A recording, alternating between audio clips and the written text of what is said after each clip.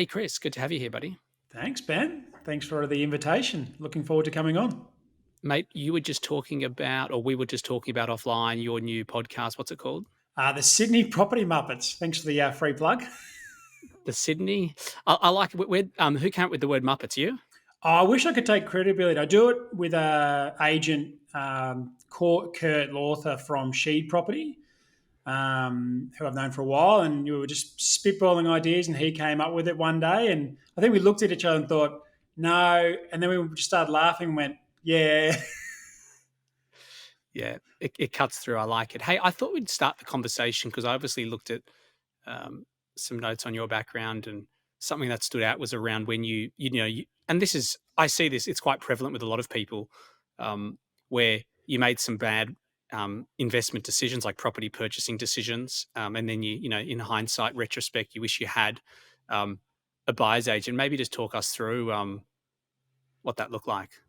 Yeah, no, I'll go through the pain. Look, the simple one, one I had was I was living in Singapore for 4 years. Fortunate enough to have some inheritance in the family, so we decided to buy a property here in Sydney. Was introduced to a buyer's agent, and I never heard of one before. I'm sure it's a very common thing, and I still have it to this day. So, sort of getting my head around it, okay. But really, I thought, well, I can do that. I'll get in a plane. I can come in and out. And so I did that. I actually flew in and out of Sydney twice to inspect and bid on auctions for properties. Quite clearly lost on both of those, really out of touch with the market and getting an understanding what guide prices were. So I ended up buying a property, apart from a video from the agent, really sight unseen. And to be honest, initially it was great. The first 2 or 3 years living there was a great investment property. It was a house in Rozelle, really good rental yield. But when we moved back in, and you probably can't tell so much, but I'm 6'2", I'm quite a tall guy, and the roof was probably only about another, about that much length above me. So it was really enclosed in, and actually, mental health is one of those key things. It just wasn't for me. Like, it was really hard to live in for a long time. And so I just look back at that always going, if I engaged a buyer's agent, even though they wouldn't have maybe had my height and size, they would have looked me up and down and gone, okay, let's definitely factor that in, like higher roofs. It's simple as that, right? Such a simple thing. But I've still always looked back on, wish I'd had that, taken that one step further as a discussion with that buyer's agent, because it would have saved a lot of pain. It's interesting. You made the comment that you got from the real estate agent who did a video. It seemed like a video walkthrough for you. And it's interesting, right? Like, obviously you're a buyer's agent now, you're running your own company, which we're going to talk about. But I guess, like, the majority of people in Australia don't use a buyer's agent.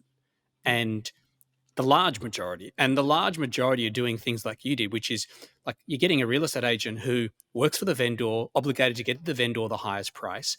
And they're like doing, walkthroughs for the buyers. Like, I know it's just a video walkthrough, but they are representing a vendor, Yeah.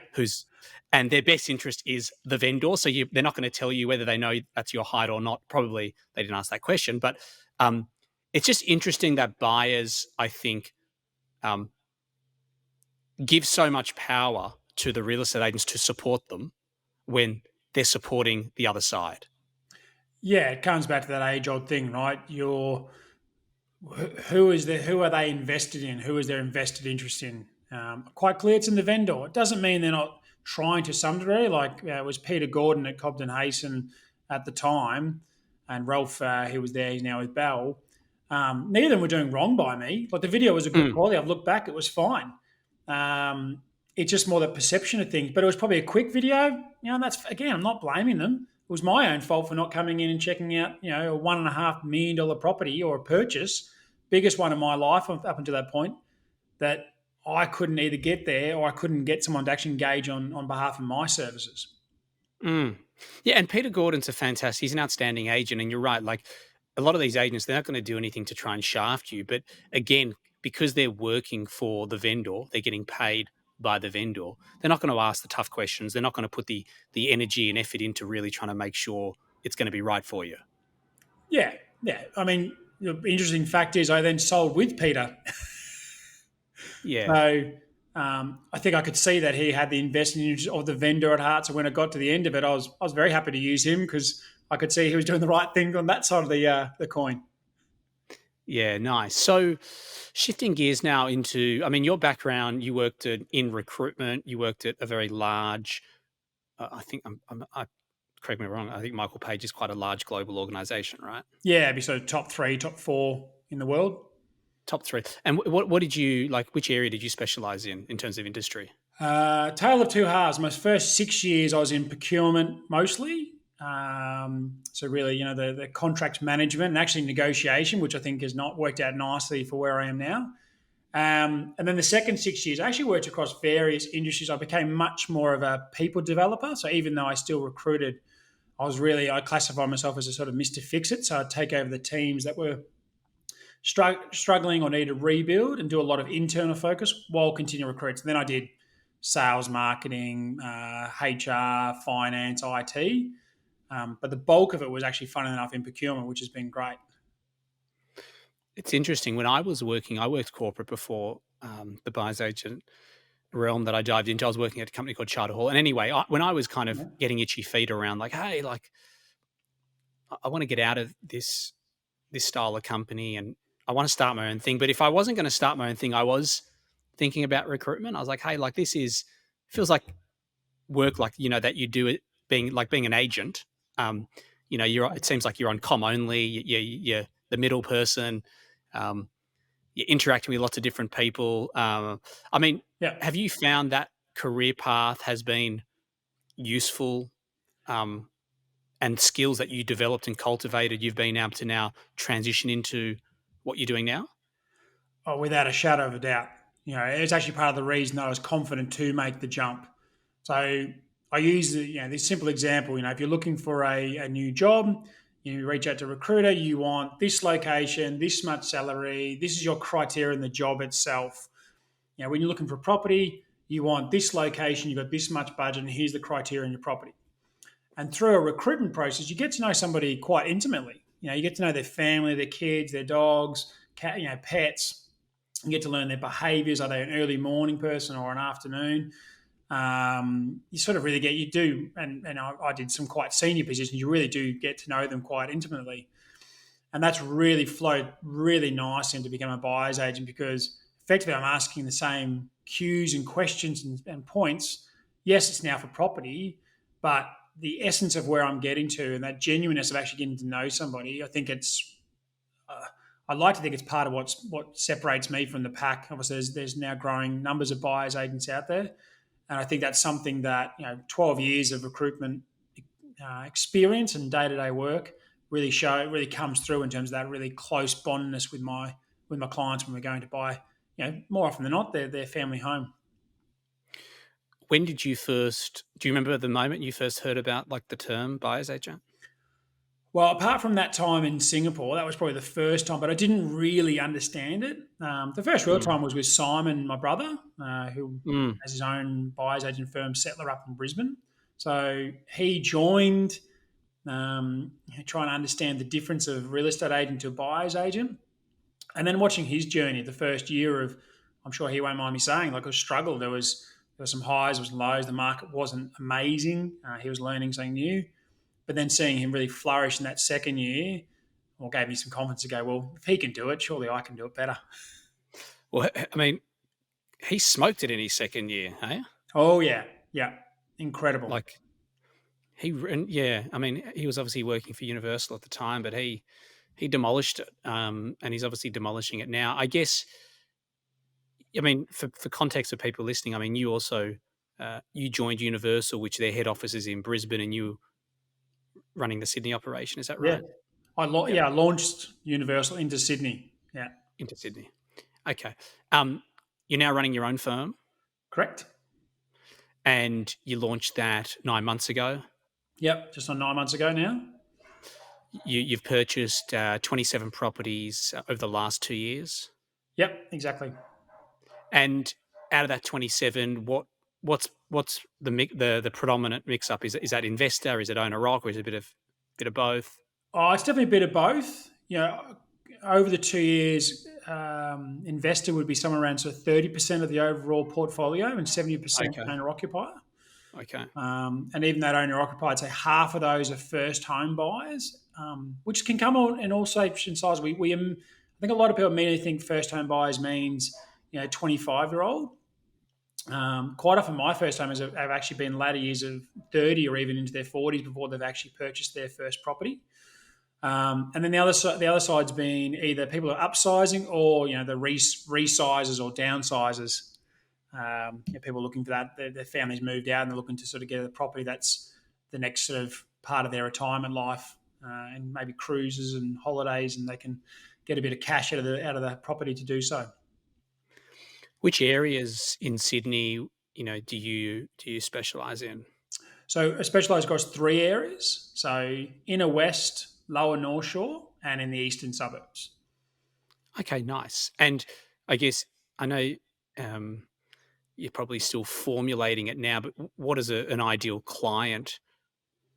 Is there a bit of an avatar that you've developed around an ideal client? Yeah, I've gone through that process. I think it's a really useful process. So yeah, my avatar, and not too dissimilar to myself, right? So it's probably 35 to 45. My age is somewhere in that mix. Either have a family or looking to have a family. Quite often working professionals. So as I was before, people who are busy Monday to Friday, exhausted on the weekends, maybe got team sports to get to. And also, I think everyone's, part of the need for a buyer's agent is quite often, people aren't buying a property every day. So those people who aren't familiar with the buying process, particularly when it comes to Sydney, and that's why I think the first homeowners have probably been a bit bigger for my portfolio, because I really try and speak to those people to say, you are the people who really need me. Someone's bought 5 or 6, absolutely big value offering, off market negotiation. But the first people, like what I was 20 odd years ago buying a house, I think they need the most help to understand what the process is, rather than make all the mistakes themselves and then get it right in the third or fourth property and then engage a buyer's agent. I think it's far better if you engage one earlier on.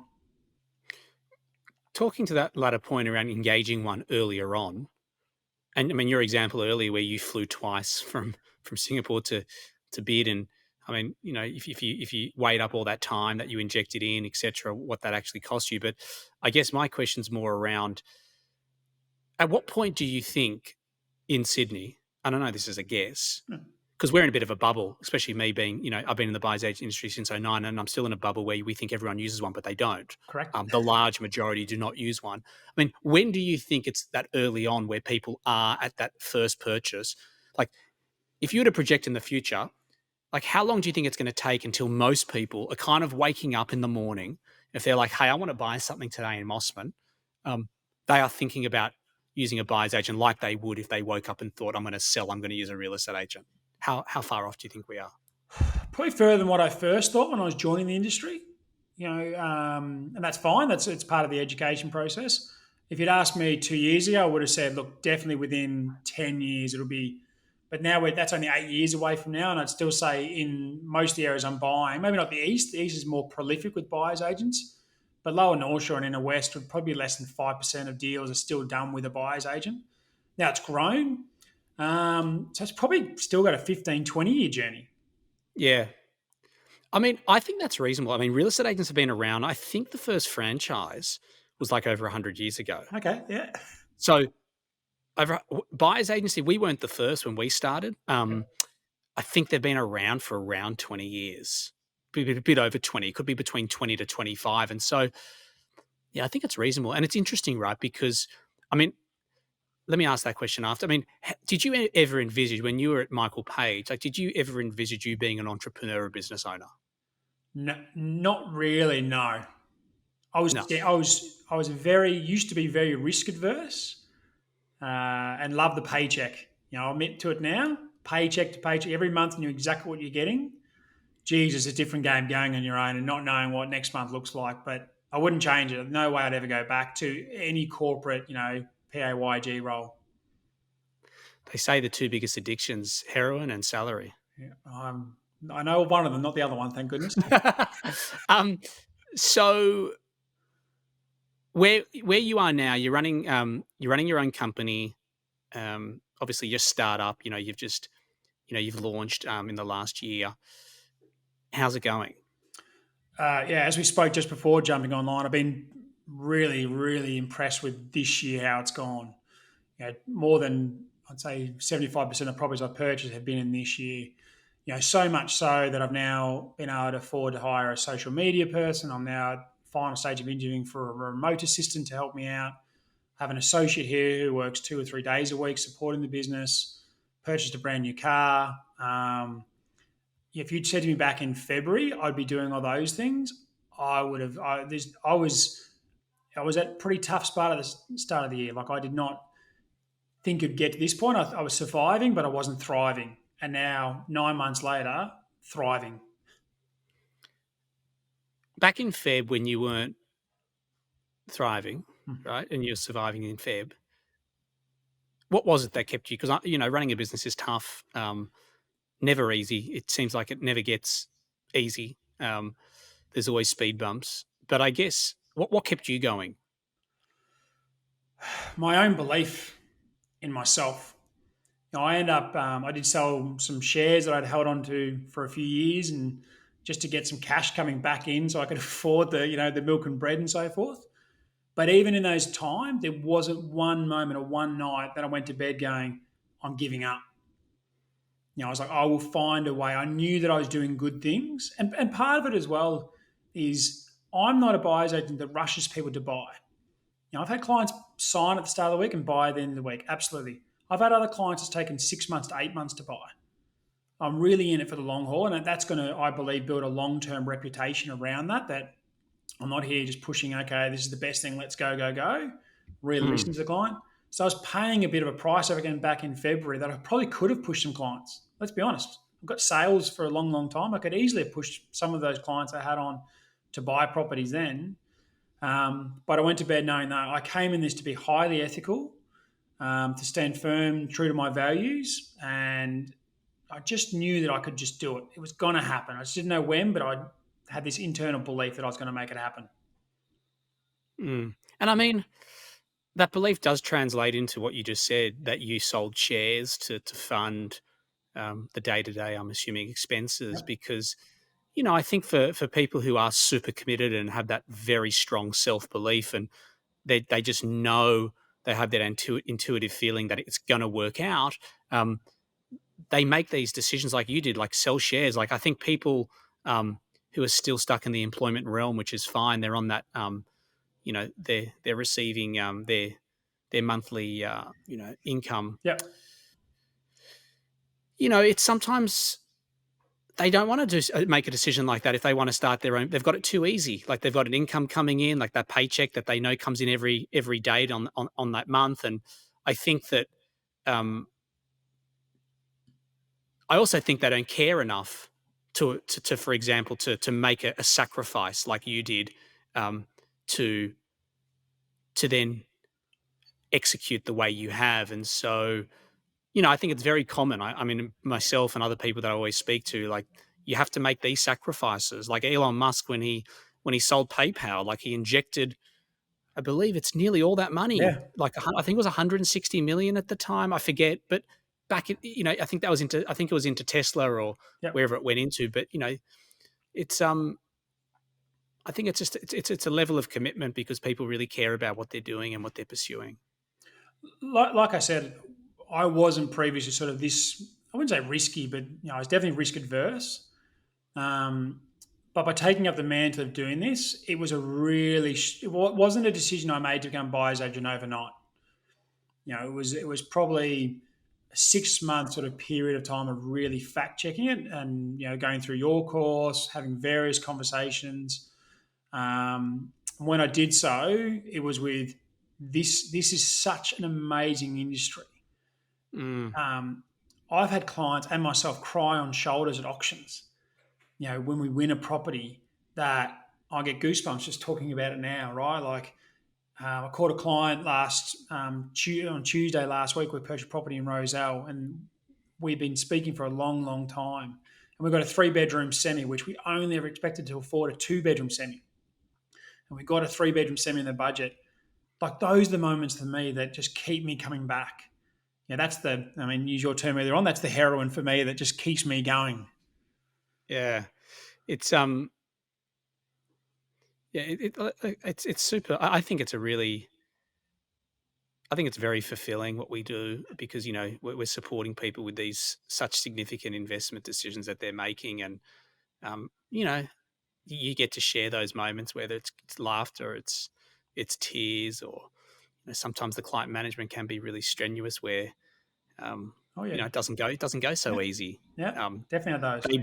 they bring in those behavior patterns, which is why they've never bought a property or they've been delayed for so long. They bring that into the mix, and it's up to us to project manage that. But Yeah, yeah, listen, I think it's awesome to see what you've done. I mean, I always tell people, because it's the truth, like starting a business for me, when I did it, I think it was 24 or 25, was like the turning point of my life in terms of my professional growth, my personal growth. Like starting a company for me, obviously over the years, like has been the biggest transformation that I've went through yeah, and still going through. I yeah. mean, have you experienced something like that? Oh, for sure.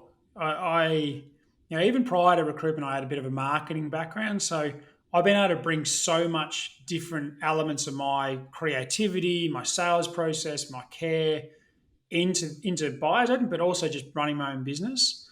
Um, that just I can't imagine ever turning the clock back and leaving buyers agent one day in the future. Yep, but if I do so, it's going to be to do something else. Mm. How important are, I mean, how important do you feel real estate agents are in the transaction? Oh, critical.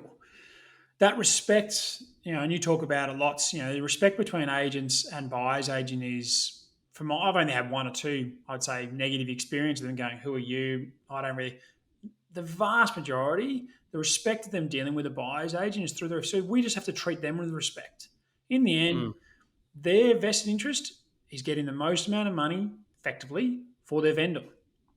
And my vested interest is getting my client to buy that property for the least amount of money. mm. You come to that going, I'm open. This is what I'm here to do. What are you here to do? Okay, well, let's work through how we get that. I'm at the point that, that podcast I talked about earlier on, that's with a real estate agent. It's interesting though, for me, I've only got two or three referral partners who are real estate agents. And that's something I think maybe I should grow more.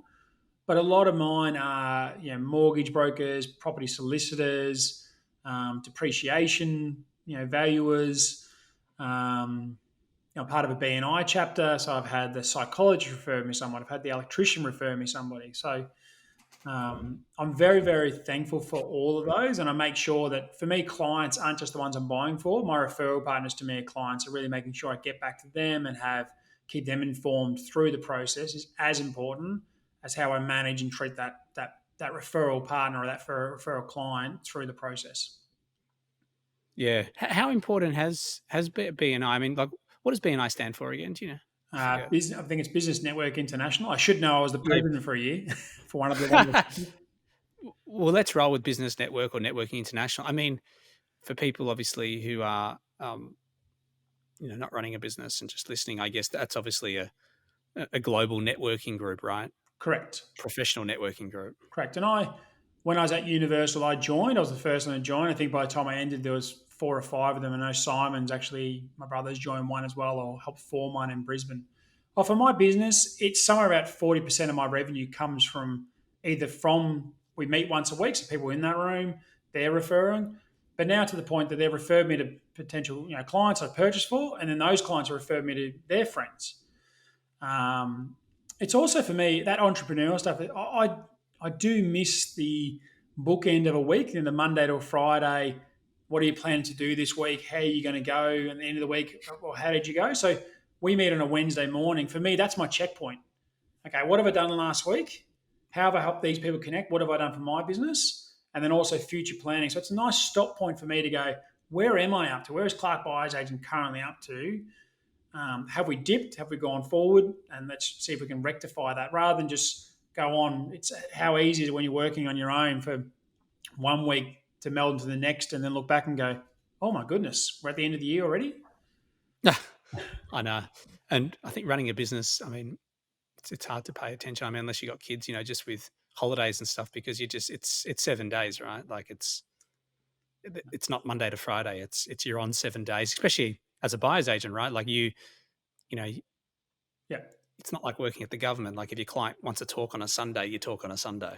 Correct. Like I had inspections, auctions on the weekend on Saturday, and then I met with a client for a consult face to face at their place in Burwood here, 4 o'clock on Sunday because they're busy professionals. It's the only time we could do.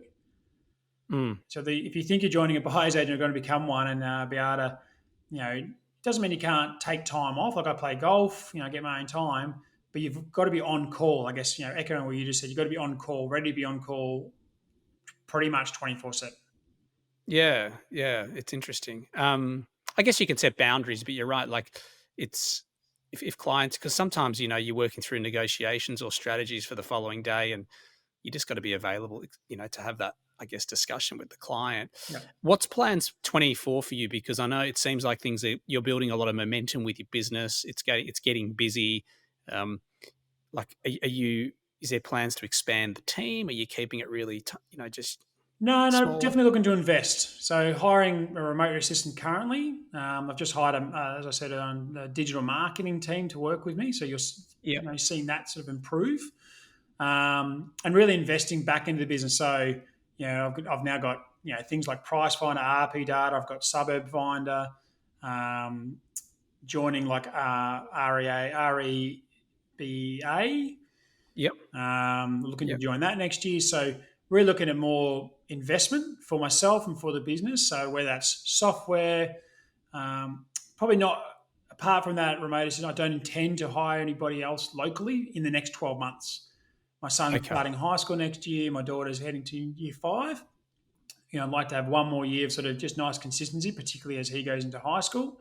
And then I might just flick the switch at the end of the year. But geez, you might catch it next year, and I have completely changed all that. Yeah, and it's interesting, right? Like, given you're working in the Sydney market, you're working in obviously three areas which are very affluent Hmm. um, parts of Sydney. It's fascinating, hey, like with rates the way they've been going up, and just what the media's been sharing. It's still busy out there, hey? Look, we all know that the media loves a headline. So rates go up, property prices are going to crash. Um, you'll look back at 2023, and you'll just see rates going up and the price of property going up. Like it doesn't always correlate to it too. So I think people need to do their research, really understanding what's actually going on versus the newspaper headlines. And look, I was the same when I was in recruitment. I remember reading headlines, "Oh, unemployment's gone through the roof," da, da, da, and we would be busier at that time than we've ever been. Mm, So yeah, the it's headlines don't always correlate to what actually is going on the ground floor.